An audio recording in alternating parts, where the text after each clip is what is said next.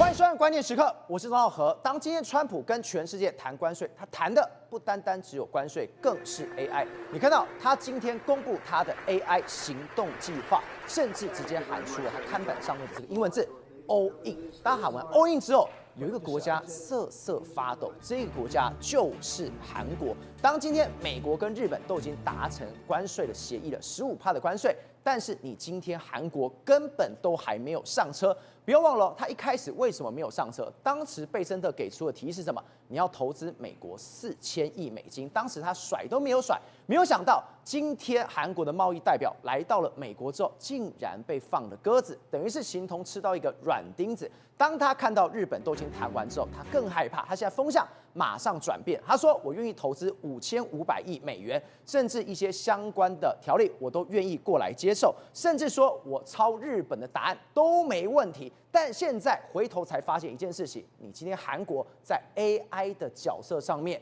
已经完全没有了。尤其现在对韩国来说，最羞辱人的一件事情是什么？你看到这是朝鲜日报直接讲白了，你今天要跟美国达成协议，美国给你的标准是什么？给你的要求是什么？就是在台湾发生紧急情况的时候发挥作用。好，我们现在接到今天的来宾，第一位财经专家黄世聪，大家好；时评人员张宇轩，大家好；资深媒体人姚慧珍，大家好；资深社会记者林玉峰，大家好。好，最后是林传媒的政治司法组召集人吴正峰，大家好。世聪，我们今天看到一件事情，川普宣布了 AI 的行动计划。对，这行动计划，我才发现一件事情，原来你谈关税，除了关税之外，你更重要的是 AI 才是你最大的目标。当他喊出 all in 的时候，就如同我刚刚讲，一个国家瑟瑟发抖，这国家叫韩国，为什么？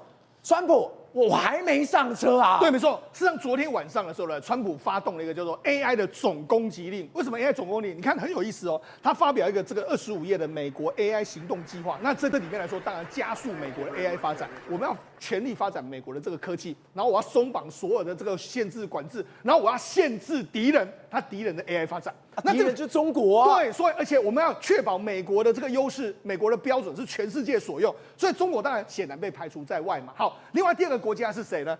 南韩。为什么南韩呢？因为第一个，南韩现在已经不在这个赛代上面了。他们知道说，事实上这个 AI 发展的这个总动员令里面，你知道赵和他昨天晚上里面点名了2个人，一个点名叫做 Lisa 苏之峰，对，另外点名叫做黄仁勋，对。请问这2个人跟谁关系非常好？当然是台积电对啊，跟台湾关系很好。所以显见了这一场赛局里面来说的话，韩国已经不在赛道之上，所以这2个国家现在瑟瑟发抖啊。那瑟瑟发抖的状况怎么样？中国想要挤进这里面来，但是韩国呢也想挤进来。问题是现在呢，这个等于川普用 AI 总动员令做什么事呢？逼这2个国家现在来跟我美国谈。你如果要玩 AI， 如果你要我美国市场的话，就加入我美国这边，我们再继续谈关税协定吧。好，我们昨天看到的是什么？他的这个 AI 行动计划的大会里面，对，我真的觉得太厉害，川普洋洋得意，因为什么？当黄仁勋今天讲一段话之后，他马上 po 了上去，为什么？黄仁勋才知道我想要什么嘛。对，没错。你看昨天的会议里面来说，美国真的是灌溉云集 ，AI 的这个大头都出现。我们刚才说什么，这个包括说像黄仁勋啊、苏之峰啊，还有包括帕兰蒂尔等等的很多执行长全部都去了。都去的时候，当然就说，我们要站下这个川普的 AI 的这个活动。但是我觉得很有意思的是，川普他接下来在 Truth Social 上面来说弄了一句话，他说 NVIDIA CEO Jensen Huang is winning the AI race。他说我们会赢得 AI 的 race。American unique advantage that no country would possibly have is President Trump。他说什么意思呢？美国会赢的一个最重要优势就是其他国家都没有，那就是川普总统啊！能够赢是因为有川普。对，所以川普爽死了。对，黄仁勋这样赞美他的时候，你看川普马上就 po 到他的出手去上面，所以意思是什么？只有我啦，我是 AI 大帝啦，我才能够让整个美国的 AI 能够获胜。那实际上昨天他们2个在下面的时候也是这样。照你知道，这个川普在那边说，Jensen 你在哪里的时候，他说你做得非常好 ，Good job。然后你看这个黄仁勋在下面也跟他2个比战，哇，2个人这样，所以我就跟你说，现在黄仁勋已经毫无疑问是川普身边最红的红人，而且川普现在也觉得说，我才是美国 AI 真正话事的这个人。而且你可以看到，在这一场的记者会里面，2个大看板直接放在旁边，这已经非常吓人。是，但我们刚刚谈到一个非常害怕的国家是什么？是中国。对，另外害怕是什么？是韩国。韩国为什么韩国？你看到朝鲜日报的中文版，这是朝鲜日报，他怎么讲？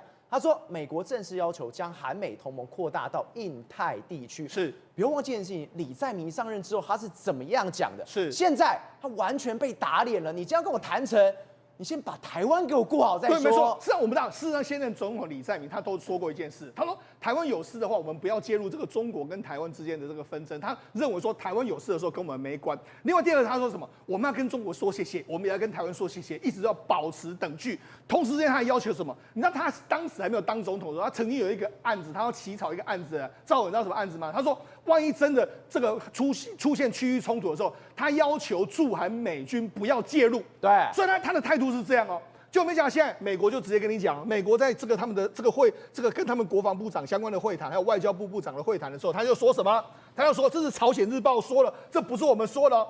美国正式要求把韩美同盟好，因为美韩同盟原本就要对付北韩嘛，要保护南韩之用嘛，哈。但是他现在把它扩大到印太地区。对，扩大印太地区是什么意思呢？你看这朝鲜日报就直接跟你说，意思就是在台湾发生紧急的时候发挥作用嘛。所以就是说，他要求你南韩呢，你现在也要加入保护台湾的这个行列。好，那我就讲保护台湾的这个行列来说，那什么意思？为什么要保护台湾的行列呢？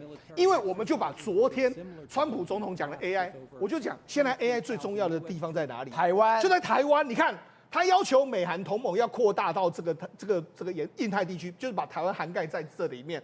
那日本来说，日本都一直说什么？日本有事就是台湾有事。这我们不要忘记哦。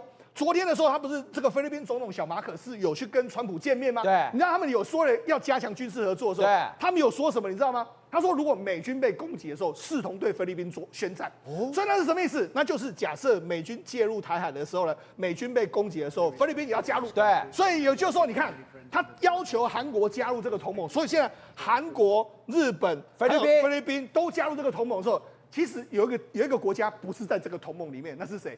台湾。但是他们要保护的是谁？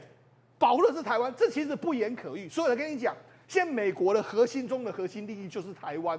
因为什么？因为南韩现在已经不是重点国家，你在 AI 你也没份，然后你还要导向这个中国去，所以现在美国对于韩国的态度是完全不太一样的。那尤其是大家就想说，那韩国不是也想要拼这个 AI 吗？你看。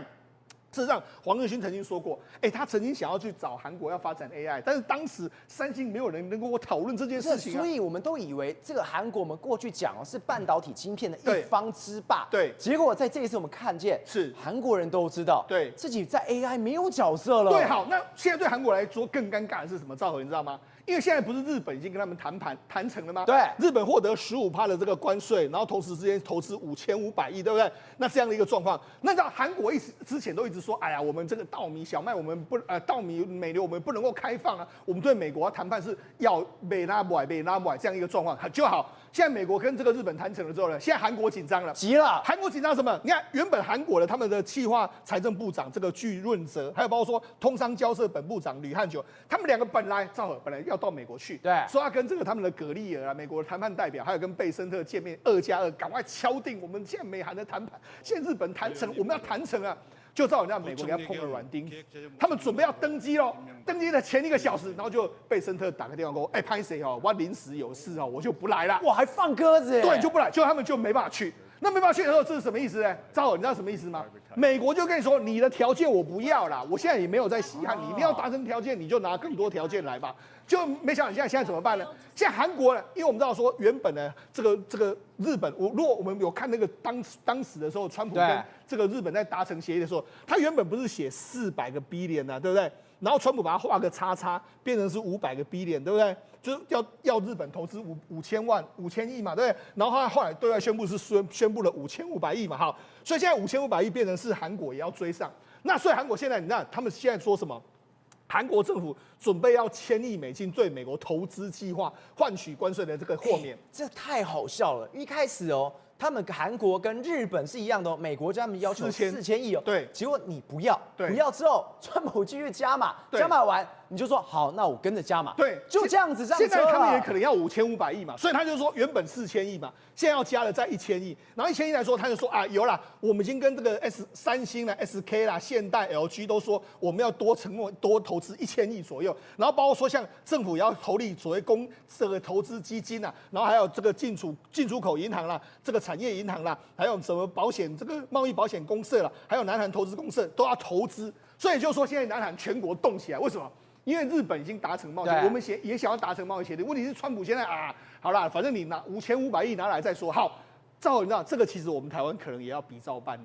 我必须这样讲，因为为什么？因为现在韩国跟日本都是这样的条件的时候，台湾也可能必须要有这样类似拿出去买美国商品的这个条件。好，那我们就讲，事实上我就说嘛，为什么台湾在这一次的 AI 战争里面来说会获胜？主要原因就是因为韩国呢，它不是宝，就把宝物推走了。照你知道是谁吗？那就是黄仁勋了。你知道黄仁勋2018年的时候，我们就知道说，事实上。这个2018年的时候，那一年的时候，刚好是 AI 刚刚起步。对，你知道那时候黄仁勋的这个伺服器做出来的时候，都是台湾供应链愿意帮他做。而且那时候呢，台湾供应链为什么帮他做呢？因为他们想说，反正我们就试试看嘛。如果或许这个有机会会成功，没有人知道会成功。对。那当时黄仁勋也说我们做这个伺服器，我们需要 HBM 就高频宽的这个记忆体。那记忆体当时全世界最强的是谁？三星啊。所以他当然想要找三星。对。他当时就飞到南韩去，然后飞到南韩去的时候，想说，那三星呢，我跟你们谈一谈，说 HBM 我可以跟你们怎么做。可是问题是，你知道2018年那时候是在干什么吗？李在镕当时他因为崔顺实的案子他在跑官司这样他所以没时间理他。所以听说呢，黄仁勋到了南韩三星之后，说，你们有谁跟我谈吗？就你知道，居然没有人能够跟他谈，没有人理他，而且也没有人能够下这个决定，说，我们要投资这个 HBM 的话，到底行还是不行？为什么？因为是 HBM 你要另外开一个生产线，然后你要另外投资，就当时就没有。就听说后来三星就回绝他了，就说因为什么？因为他们认为说。HBM 的前景并没有人乐观然后那个技术没办法主导整个这个市场，然后高层对未来产业的趋势缺乏共识然后当时李在镕呢，当时面临刑事调查，所以就因为这样子，那当然也有人认为说，你看，就是因为你韩国是傲慢的文化，封闭的这个决策链，所以你的意思是说，当时如果黄仁勋都已经亲自上门，已经跟你谈了 HBM 的东西，对，如果你接到这个单子，你现在跟台积电一起飞，甚至是跟 SK 一起飞，对啊，结果你2018年你就错失了这个机会，结果现在回头一看，就因为你2018错失这个机会，在2025的 AI 的这一种浪潮上面，对。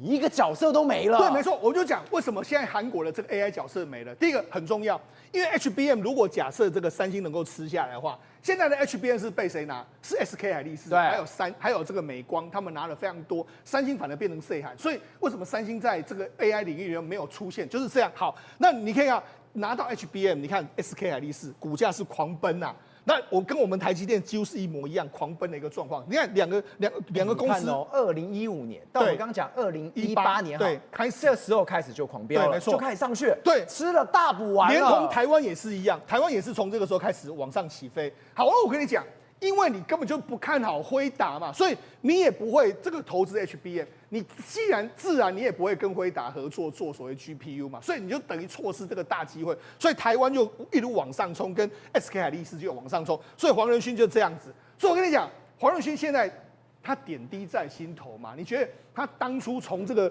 公司这个伺服器都没人看好的时候，谁站在他的身边？台积电在你身边，台积电还有台湾供应链，韩国根本不是，所以他根本就不是很想理韩国，只有跟 HBM 好而已嘛。那台湾所有的供应链都在这里面嘛，所以来跟你说，这一次来说 AI 台湾就一定会通吃。那现在搞到什么？韩国现在2奈米，他就说好啦，我们现在我们没有跟台积电竞争了，我们现在想办法了。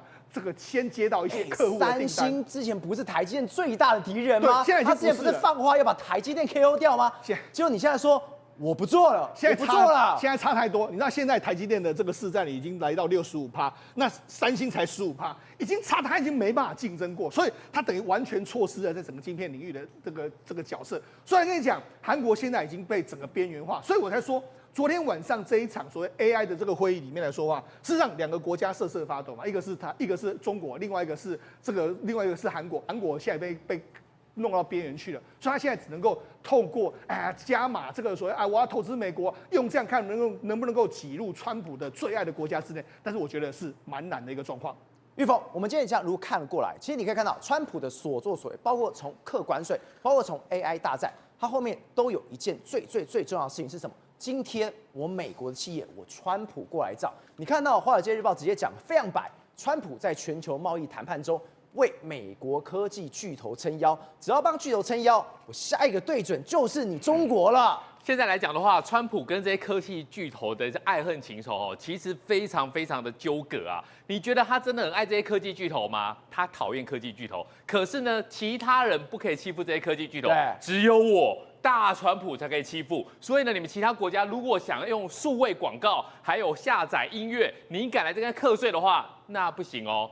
这些科技巨头，我会跟你翻脸的。对，这7大巨头是我的人，不是你们的人哦。所以你看哦，加拿大现在来讲的话，数位服务的话，已经你敢课税，我就终止谈判。后来呢，你根本不敢提出来。原本加拿大还说，那我们来讨论一下数字，不用，你敢谈，我就把你处理掉。所以呢，最后呢，这个税务直接撤回。然后呢，韩国、欧盟、巴西呢，你现在还在谈判，但是呢，美国的态度其实是持续施压，意思就是说你们不可能来课这个税。好，再来印尼、越南、印度，好，已经承诺或撤回了。其中越南做了一个最好的一个榜样。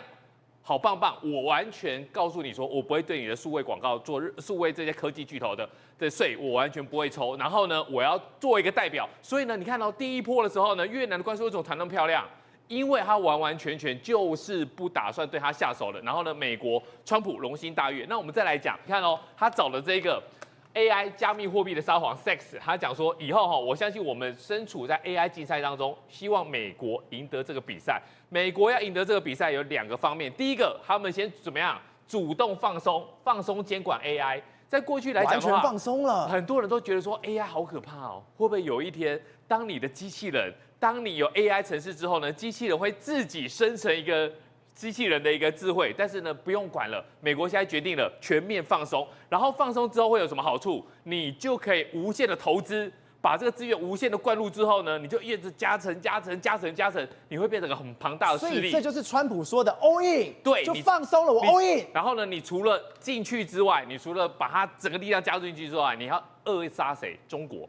我美国要强大，我要把所有的竞争对手给干掉，对，其中就是中国。对，中国来说的话，过去 IBM、Amazon、Microsoft， 你想想看，这3家公司怎么可能放弃中国的一个市场？IBM 做什么的？做设备的。Amazon 跟 AWS 跟网络云端，只要中国人每10个人用一个，那生意赚不完嘛。然后 Microsoft 后来用这个 Microsoft 360，每一个笔电上面你要不要有他们？一定要有。可是呢，现在来讲说暂停了。中美的在 AI 大战之后呢，现在有一个科学家叫王敏杰，他说刚刚收到通知 ，AWS 亚马逊的科技上海 AI 研究所，你知道吗？这已经是 AWS 最后一个海外研究所了，中美战略解散。所以这些企业选边站了，要回去美国了。我告诉你，你要跟川普当朋友，你不要跟他说，我这个 AWS 这个 lab 在这边已经做了6年了，我已经出了100多个100多篇的论文，然后呢，我做了很辛苦，没有叫你停就停了。可是你知道吗？这个停下去不只是一个 lab 一个研究室的停，代表什么意思？代表以后我在上海这边我不会有 lab 的话。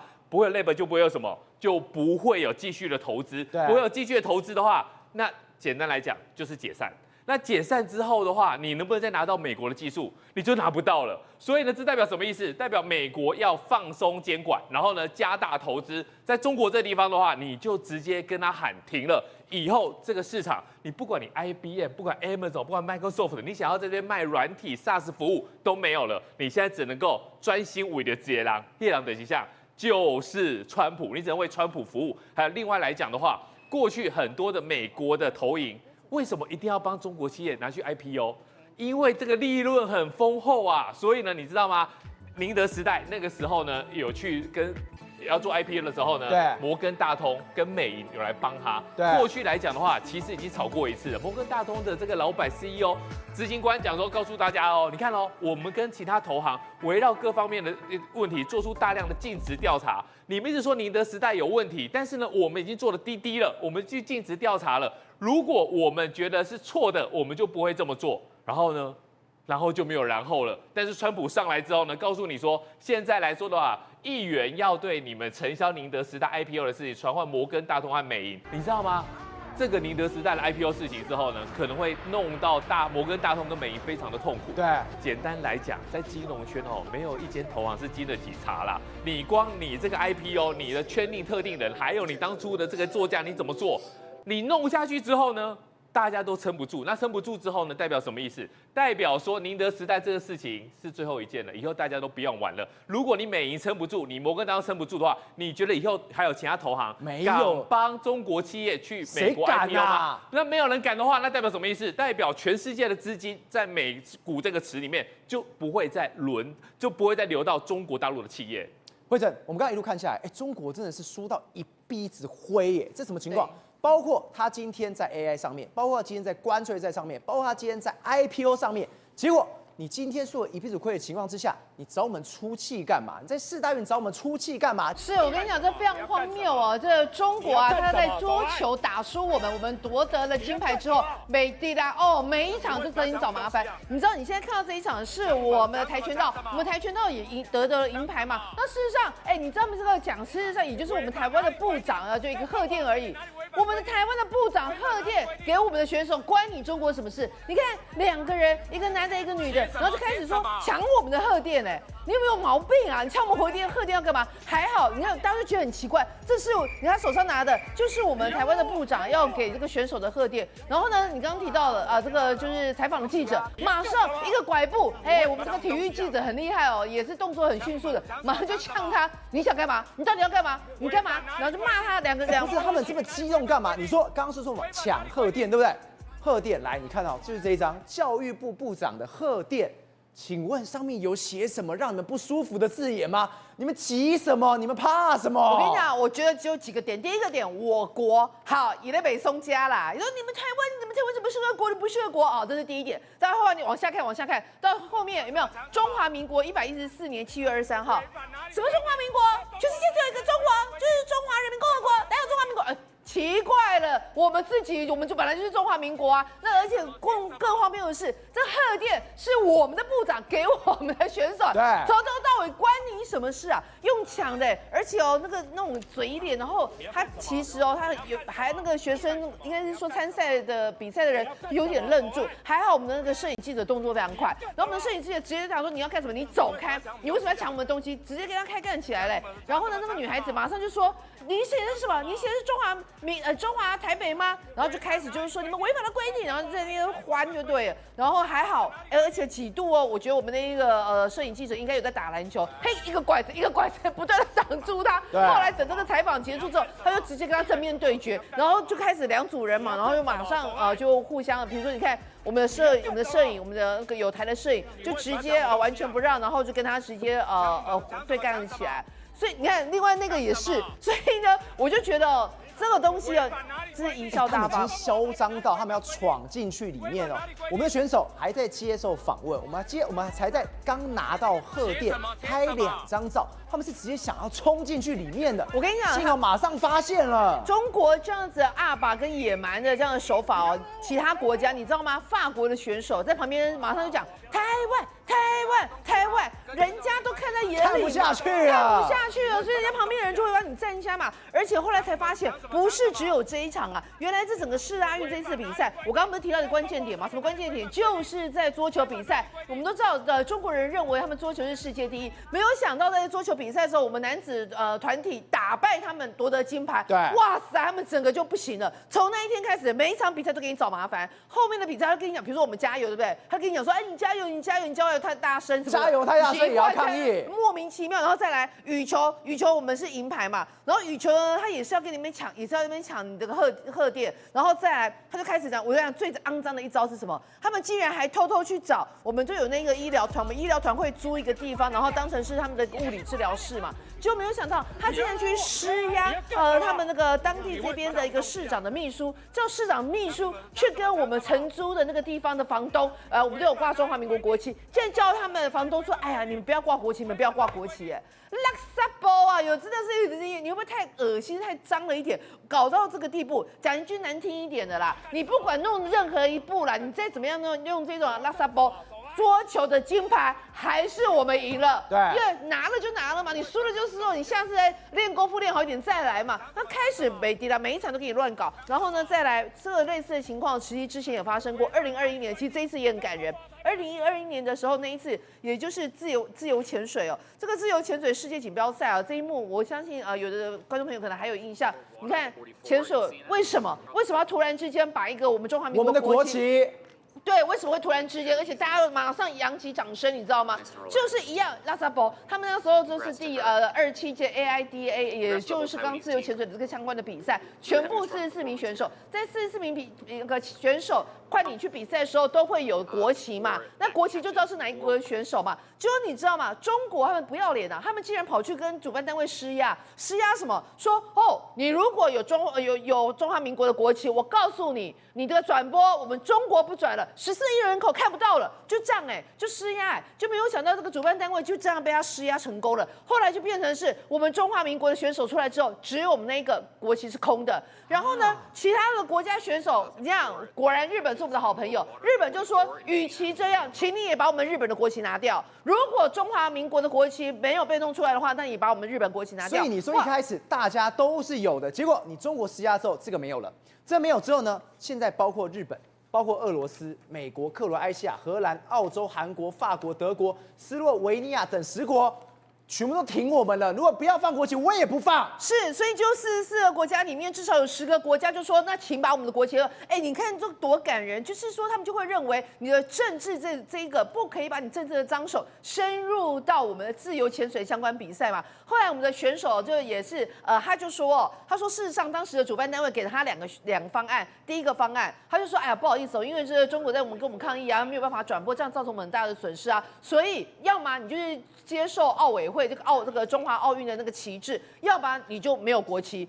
我们这个选手是非常的厉害他说不行，我不能接受奥委会，因为如果这一次我自我矮化之后，以后每一次就会被自我矮化，所以他就宁愿没有国旗。没有想到他宁愿没有国旗之后，但他实在是觉得我一定要让中华民国国旗在全世界的人眼前看到，他就跟他教练讨论好，就是说一旦他出来，也就是分数出来之后，他教练马上把这个私藏的国旗就给他，所以才会有在这个海里面看到我们中华民国国旗飘扬在海上，这样令人感动的画面。